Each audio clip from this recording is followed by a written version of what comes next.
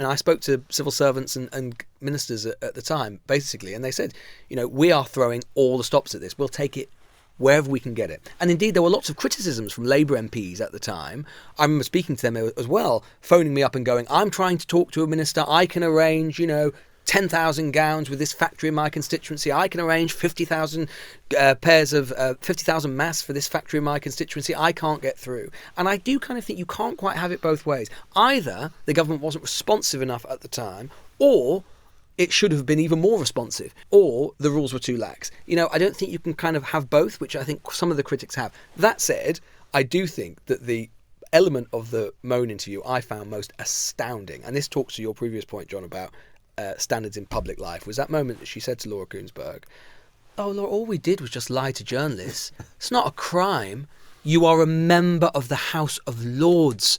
You are a peer of this country, a member of the legislature for life. And you are saying there's nothing wrong with just lying to people, to journalists asking legitimate questions about your business interests and your connections with political ministers?